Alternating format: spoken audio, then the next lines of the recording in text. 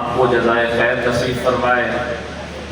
آپ نے آنے والے محرم الحرام کے دنوں میں امن و امان کی بقا جو ہمارے ضلع کی ایک مثال ہے، اس کو قائم رکھتے ہوئے ایک چھت کے نیچے تمام علماء کرام کو بلا کر اپنا اپنا موقف اور بقائے امن، قیام امن کی کاوشوں کو بہتر سے بہتر بنانے کی ایک کاوش کی ہے۔ اللہ پاک آپ کو جزائے خیر نصیب فرمائے۔ ویسے تو محرم الحرام صرف سیدنا امام حسین رضی اللہ تعالیٰ عنہ کی شہادت نہیں ہے۔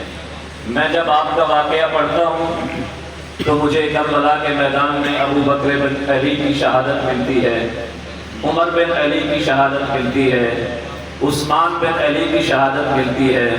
یکم محرم الحرام کو سیدنا فاروق اعظم رضی اللہ تعالیٰ عنہ کی شہادت ملتی ہے۔ تو یہ ابو بکر، عمر، عثمان، علی، ان کے سارے مسلمان ماننے والے لوگ ہیں۔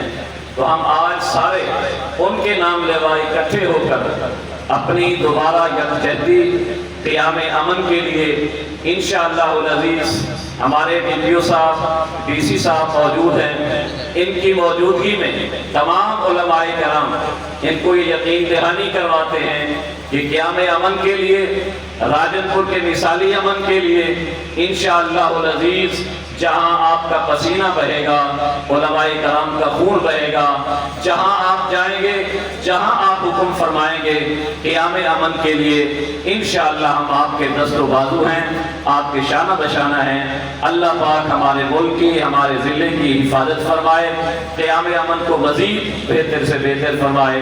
وآخر دعواہم الحمدللہ رب العالمین۔